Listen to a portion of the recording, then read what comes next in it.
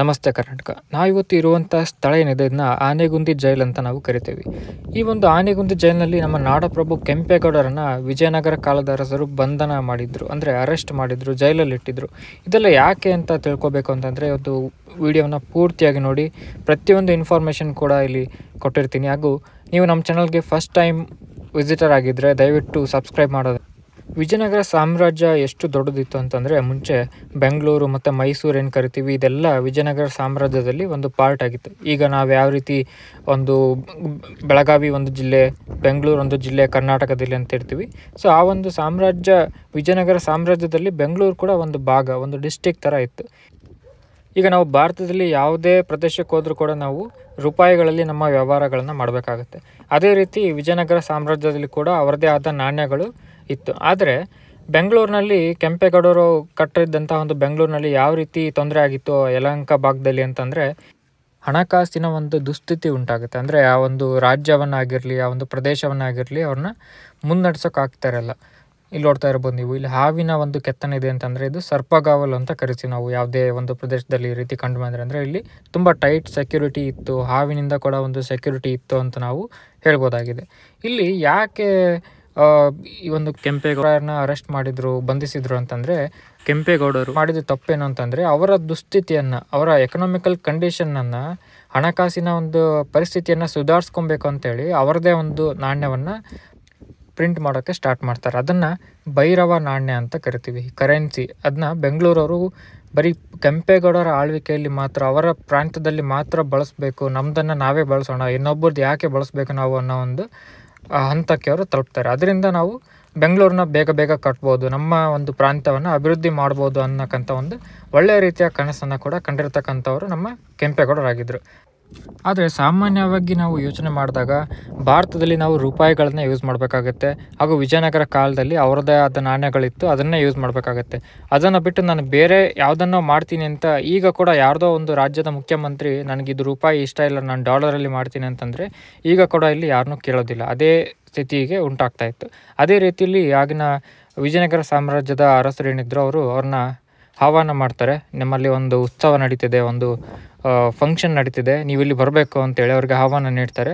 ಅವರು ಬಂದ ತಕ್ಷಣ ಅವ್ರನ್ನ ಜೈಲಲ್ಲಿ ಬಂಧಿಸಿರ್ತಾರೆ. ನಿಮಗೇನು ಕಾಣಿಸ್ತಾ ಇದೆ ಮುಂದ್ಗಡೆ, ಈ ಮೆಟ್ಲಿಂದ ನಾವು ಮುಂದೆ ಹೋದರೆ ನಿಮಗೆ ಅಲ್ಲಿ ಜೈಲು ಏನು ಕಾಣ್ತಾ ಇದೆ, ಈ ಒಂದು ಜೈಲಿನಲ್ಲಿ ನಮ್ಮ ಕೆಂಪೇಗೌಡರಿಗೆ ಇಟ್ಟಿರ್ತಾರೆ. ಯಾಕೆ ಅಂತಂದರೆ ಅವರು ಅವರದೇ ಆದ ನಾಣ್ಯಗಳನ್ನು ಪ್ರಿಂಟ್ ಮಾಡೋಕ್ಕೆ ಸ್ಟಾರ್ಟ್ ಮಾಡ್ತಾರೆ. ಪ್ರಿಂಟ್ಗೆ ನಾವು ಟಂಕಿಸುವುದು ಅಂತ ಕರಿತೀವಿ ಕನ್ನಡದಲ್ಲಿ. ಸೊ ಅವರು ತಮ್ಮದೇ ಆದ ಟಂಕ ಶಾಲೆಯನ್ನು ಪ್ರಾರಂಭ ಮಾಡ್ತಾರೆ, ಅಲ್ಲಿ ಟಂಕಿಸನ್ನು ಸ್ಟಾರ್ಟ್ ಮಾಡ್ತಾರೆ, ಪ್ರಿಂಟ್ ಮಾಡ್ತಾರೆ ಕಾಯಿನ್ಸ್ನ.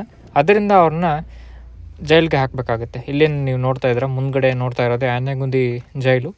ಸೊ ಈ ಒಂದು ಜೈಲಿನಲ್ಲಿ ಕೆಂಪೇಗೌಡರನ್ನ ಇಡಲಾಗಿರುತ್ತೆ. ಇವತ್ತಿಗೆ ಸರಿಸುಮಾರು 464 ವರ್ಷಗಳ ಹಿಂದೆ, ಅಂದರೆ 1560ರಿಂದ 1565ರವರೆಗೆ 5 ವರ್ಷಗಳ ಕಾಲ ನಮ್ಮ ಕೆಂಪೇಗೌಡರನ್ನ ಈ ಒಂದು ಜೈಲಿನಲ್ಲಿ ಇಡಲಾಗಿರುತ್ತೆ.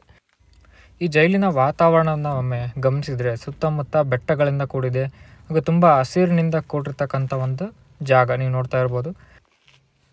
ಈ ಒಂದು ಜೈಲು ಸುತ್ತಲೂ ಗೋಡೆಗಳನ್ನು ಹೊಂದಿದೆ, ನೀವು ನೋಡ್ತಾ ಇರ್ಬೋದು.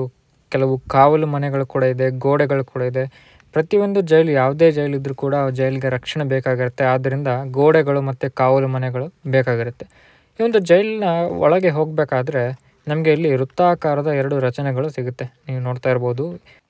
ಸುಮಾರು 4ರಿಂದ 5 ಅಡಿ ಆಳದಲ್ಲಿ ಒಂದು ತೆಗ್ಗಿನ ಒಂದು ಆಳ ಇರ್ಬೋದು ಅಂತ ಹೇಳ್ಬೋದು.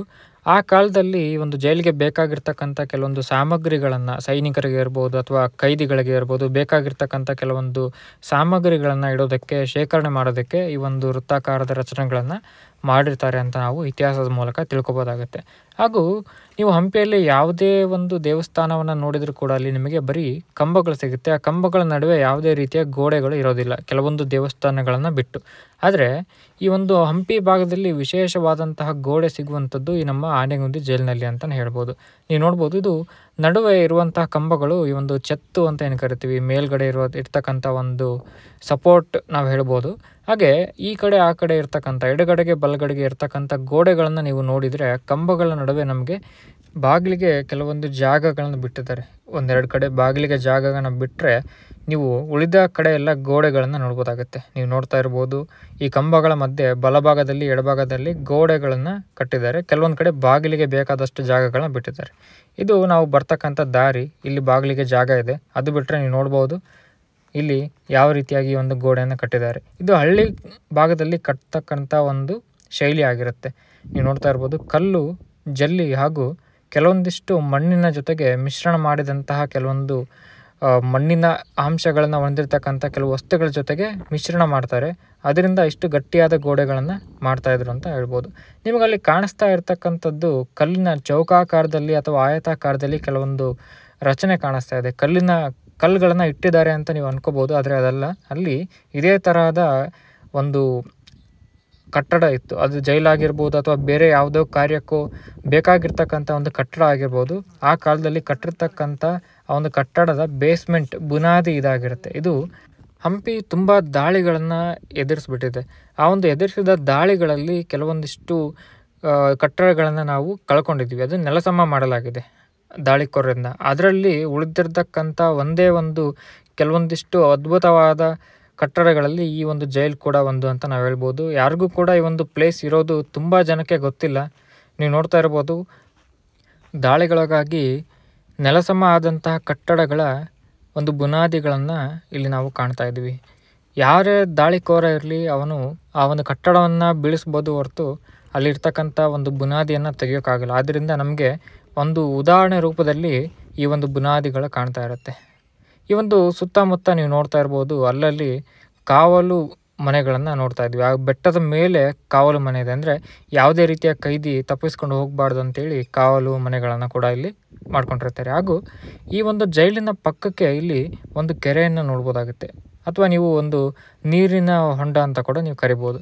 ಇಲ್ಲಿ ಯಾವುದೇ ರೀತಿಯ ಕೊರತೆ ಕೂಡ ಇಲ್ಲದೆ ಇರುವಂತಹ ಒಂದು ಪ್ರದೇಶದಲ್ಲಿ ಈ ಒಂದು ಕಟ್ಟಡವನ್ನು ನಿರ್ಮಾಣ ಮಾಡಲಾಗಿರುತ್ತೆ.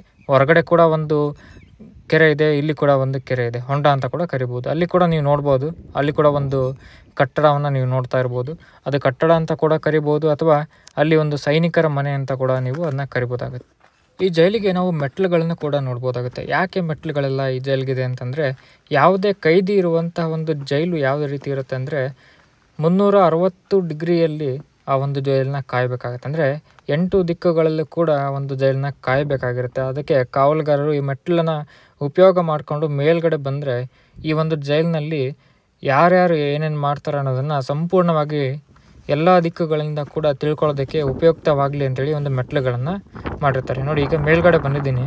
ಮೇಲ್ಗಡೆ ಬಂದರೆ ಈ ಒಂದು ಎಲ್ಲ ದಿಕ್ಕುಗಳಲ್ಲಿ ಕೂಡ ನಾವು ಈ ಒಂದು ಜೈಲನ್ನ ನೋಡ್ಬೋದು. ಯಾರಾದರೂ ಬರ್ತಾ ಇದ್ದರೆ, ಹೋಗ್ತಾ ಇದ್ದರೆ, ಯಾರಾದರೂ ಕೈದಿಗಳು ಈ ಜೈಲನ್ನ ಬಿಟ್ಟು ಹೊರಗಡೆ ಹೋಗ್ತಾ ಇದ್ದರೆ ಈಸಿಯಾಗಿ ನಾವು ಗೊತ್ತು ಮಾಡ್ಕೋಬೋದು.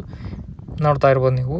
ನಾನು ಆಲ್ರೆಡಿ ನಿಮಗೆ ಹೇಳಿದಾಗೆ ಇಲ್ಲಿ ಮುಂಚೆ ಒಂದು ಕಟ್ಟಡಗಳಿದ್ವು, ಅದರ ಬುನಾದಿ ಅಷ್ಟೇ ಸಿಗ್ತಾ ಇದೆ ಅಂತ. ಈ ಮೇಲ್ಗಡೆಯಿಂದ ಈ ನೋಟ ಏನಿದೆ, ಇಲ್ಲಿಂದ ನಿಮಗೆ ಬುನಾದಿಗಳು ನೀಟಾಗಿ ಕಾಣ್ತದೆ. ನೋಡಿ, ತುಂಬ ಚೆನ್ನಾಗಿ ಕಾಣಿಸ್ತಾ ಇದೆ. ಹತ್ತಿರ ಇದ್ದಾಗ ಸರಿಯಾಗಿ ಕಾಣಲಿಲ್ಲ, ಈಗ ಬುನಾದಿಗಳು ಕಾಣ್ತಾ ಇದೆ. ಈ ಒಂದು ಏರಿಯಾ ಮುಂದೆ ಏನು ನೋಡ್ತಾ ಇದ್ರೆ, ಈ ಒಂದು ಜಾಗದಲ್ಲಿ ಇದೇ ತರಹದ ಒಂದು ಕಟ್ಟಡಗಳೈತಿ. ಇಲ್ಲಿ ನೋಡ್ತಾ ಇರ್ಬೋದು, ಈ ಕಟ್ಟಡದಲ್ಲಿ ಬರೀ ಒಂದು ಕಂಬ ಮಾತ್ರ ಉಳ್ಕೊಂಡಿದೆ. ಉಳಿದಿದ್ದೆಲ್ಲ ದಾಳಿಯಲ್ಲಿ ನಮಗೆ ನಾಶ ಆಗಿ ಹೋಗಿದೆ. ಅಂದರೆ ಹಂಪಿ ಎಷ್ಟೊಂದು ದಾಳಿ ಆಗಿದೆ ಹಂಪಿ ಮೇಲೆ. ಅದರಲ್ಲಿ ಆನೆಗುಂದಿ ಭಾಗದಲ್ಲಿ ಇರ್ತಕ್ಕಂಥ ಪ್ರವಾಸಿ ತಾಣಗಳೇನಿದೆ ಅದ್ರ ಮೇಲೆ ಕೂಡ ದಾಳಿ ಆಗಿದೆ. ಇಲ್ಲಿ ನೋಡ್ತಾ ಇರ್ಬೋದು, ಇಷ್ಟು ಖುಷಿ ಆಯಿತು ಅಂತ ಅನ್ನೋದ್ರಲ್ಲಿನೇ ನಮ್ಮ ಮುಂದ್ಗಡೆ ಇರ್ತಕ್ಕಂಥ ಒಂದು ಮನೆಯೇ ನೋಡ್ಬೋದು. ಆ ಒಂದು ದಾಳಿಗೆ ಎಲ್ಲ ಹೋಗ್ಬಿಟ್ಟಿದೆ. ಇದು ಮೇ ಬಿ ಖಜಾನೆ ಏನಿರುತ್ತೆ, ತುಂಬ ಉಪಯುಕ್ತವಾದಂಥ ವಸ್ತುಗಳನ್ನು ಅಲ್ಲಿ ಶೇಖರಣೆ ಮಾಡ್ತಾಯಿದ್ರು ಅಂತಕ್ಕಂಥದ್ದು ನಮಗೆ ಇತಿಹಾಸದ ಮೂಲಕ ತಿಳಿದು ಬರುತ್ತೆ. ನೀವು ನೋಡ್ತಾ ಇರ್ಬೋದು, ಇದರ ಪರಿಸರ ಎಷ್ಟು ಚೆನ್ನಾಗಿದೆ ಈ ಒಂದು ಜೈಲಿನ ಸುತ್ತಮುತ್ತಲಿನ ಅಂತಂದರೆ ತುಂಬ ಅದ್ಭುತವಾದಂಥ ಪರಿಸರ ಇದಾಗಿರುತ್ತೆ. ಇದರ ಪಕ್ಕಕ್ಕೇನೆ ತುಂಗಭದ್ರಾ ನದಿ ಕೂಡ ಇರುತ್ತೆ. ಇದರ ಪಕ್ಕಕ್ಕೇನೆ ದುರ್ಗಾದೇವಿ ದೇವಸ್ಥಾನ ಕೂಡ ಇದೆ. ಈ ಒಂದು ಜೈಲಿನ ಸುತ್ತಮುತ್ತ ನೀವು ನೋಡ್ತಾ ಇರ್ಬೋದು. ಇದು ಕಾವಲು ಮನೆ. ಸಾಮಾನ್ಯವಾಗಿ ಯಾವುದೇ ರೀತಿಯ ಕಳ್ಳರು ಹೋಗಬಾರ್ದು ಅನ್ನೋದನ್ನು ತಡೆಯೋಕ್ಕೆ, ರಕ್ಷಣೆಗೆ ಅಂತ ಮಾಡಿರ್ತಾರೆ. ಇದರ ಹೊರಗಡೆ ನೀವು ನೋಡ್ತಾ ಇರ್ಬೋದು, ಇಲ್ಲಿ ಒಂಟೆ ಸಾಲು ಅಂತ ಬರುತ್ತೆ. ಇದರ ಬಗ್ಗೆ ಮುಂದಿನ ವಿಡಿಯೋದಲ್ಲಿ ನಾನು ತಿಳಿಸ್ಕೊಡ್ತೀನಿ. ಈ ಜೈಲಿನ ಹಿಂಭಾಗದಲ್ಲಿ ಹೋದಾಗ ನಮಗೆ ತುಂಗಭದ್ರಾ ನದಿಗೆ ಹೋಗುವಂಥ ಒಂದು ಜಾಗ ಸಿಗುತ್ತೆ, ಆ ದಾರಿ ಸಿಗುತ್ತೆ. ಇದು ಆ ಒಂದು ಕಾಲದಲ್ಲಿ ಮಾಡಿರ್ತಕ್ಕಂಥ ಕಾಲ್ದಾರಿ ಅಂತ ಹೇಳ್ಬೋದು. ಅದರ ಜೊತೆಗೇನೆ ಇಲ್ಲಿ ಕೆಲವೊಂದಿಷ್ಟು ಮಂಟಪಗಳನ್ನು ನೀವು ನೋಡ್ಬೋದಾಗುತ್ತೆ. ಒಂದು ಕಟ್ಟಡ ರೀತಿಯಲ್ಲಿ ಮಾಡಿರ್ತಕ್ಕಂಥ ಒಂದು ಮಂಟಪಗಳನ್ನು ಇಲ್ಲಿ ನೋಡ್ಬೋದಾಗುತ್ತೆ. ಈ ದಾರಿ ಎಲ್ಲಿ ಹೋಗುತ್ತೆ ಅಂತಂದರೆ, ಈ ದಾರಿ ಕೆಳಗೆ ಹೋದರೆ ನೇರವಾಗಿ ತುಂಗಭದ್ರಾ ನದಿಗೆ ನಾವು ರೀಚ್ ಆಗ್ತೀವಿ. ಆ ಒಂದು ತುಂಗಭದ್ರಾ ನದಿ ಪಕ್ಕದಲ್ಲೇ ನಮಗೆ ಹಂಪಿ ಸಿಗುತ್ತೆ. ನೀವು ನೋಡ್ತಾ ಇರ್ಬೋದು, ಈ ಒಂದು ದಾರಿ ಏನಿದೆ ಇದು ನೇರವಾಗಿ ಹಂಪಿಗೆ ಸಂಪರ್ಕ ಮಾಡುವಂತಹ ಒಂದು ದಾರಿ ಆಗಿರುತ್ತೆ. ಅದರ ಜೊತೆಗೆ ಇಲ್ಲಿ ಒಂದು ಕೋಟೆಗಳನ್ನ ನೋಡ್ಬೋದಾಗುತ್ತೆ. ಕೋಟೆ ರೀತಿಯ ಒಂದು ಮಂಟಪವನ್ನು ನಾವು ನೋಡ್ಬೋದಾಗುತ್ತೆ. ನಾನು ಆಲ್ರೆಡಿ ಹೇಳಿದಾಗೆ ಇಲ್ಲಿ ತುಂಬ ಗೋಡೆಗಳಿದೆ ಅಂತ ಹೇಳಿದೆ. ಅದೇ ರೀತಿಯಾಗಿ ಅದಕ್ಕೆ ಹೊಂದಿಕೊಂಡಿರ್ತಕ್ಕಂಥ ಒಂದು ಗೋಡೆ ಇದು ಕೂಡ ಆಗಿದೆ. ಇಲ್ಲಿ ಯಾವುದೇ ರೀತಿಯ ಸಂರಕ್ಷಣೆ ಇಲ್ಲ, ಆದ್ದರಿಂದ ನಾವು ಇಷ್ಟೊಂದು ಗಿಡ ಗಂಟೆಗಳನ್ನು ನೋಡ್ತಾ ಇದ್ದೀವಿ. ಹಾಗೆ ಇಲ್ಲಿ ಒಂದು ವಿಶೇಷವಾಗಿ ಎಲ್ಲ ಇನ್ಫಾರ್ಮೇಷನ್ ನಮಗೆ ಯಾವ ರೀತಿ ಸಿಕ್ತು ಅಂತಂದರೆ, ಶರಣಬಸಪ್ಪ ಕೋಲ್ಕಾರ್ ಎಂಬುವಂಥ ಒಬ್ಬರು ಇತಿಹಾಸಕಾರರು ನಮ್ಮ ಜಿಲ್ಲೆಯಲ್ಲೇ ಇದ್ದಾರೆ, ಕೊಪ್ಪಳ ಜಿಲ್ಲೆಯಲ್ಲಿ. ಸೊ ಅವರಿಂದ ಇಲ್ಲಿ ಸುತ್ತಮುತ್ತಲಿನ ಹಿರಿಯರಿರ್ಬೋದು ಅಥವಾ ಆ ಒಂದು ಕಾಲದಲ್ಲಿ ಇರ್ತಕ್ಕಂಥ ಒಂದು ಜನರಿಂದ ಮೌಖಿಕವಾಗಿ ಸಿಕ್ಕಂಥ ಮಾಹಿತಿಯ ಒಂದು ಇದರಿಂದ ನಮಗೆ ಈ ಒಂದು ಬೆಟ್ಟದಲ್ಲಿ ಕೆಂಪೇಗೌಡರನ್ನ ಬಂಧಿಸಲಾಗಿತ್ತು ಎನ್ನುವಂಥ ಒಂದು ಇನ್ಫಾರ್ಮೇಷನ್ ತಿಳಿಯುತ್ತೆ. ಸೊ ದಯವಿಟ್ಟು ಈ ಒಂದು ವಿಡಿಯೋ ನಿಮಗೆ ಇಷ್ಟ ಆಗಿದ್ದರೆ ದಯವಿಟ್ಟು ಈ ಒಂದು ಚಾನಲ್ನ ಸಬ್ಸ್ಕ್ರೈಬ್ ಮಾಡ್ಕೊಳ್ಳಿ. ಈ ಒಂದು ವಿಡಿಯೋನ ತುಂಬ ಜನರ ಹತ್ರ ಶೇರ್ ಮಾಡಿ. ಧನ್ಯವಾದಗಳು.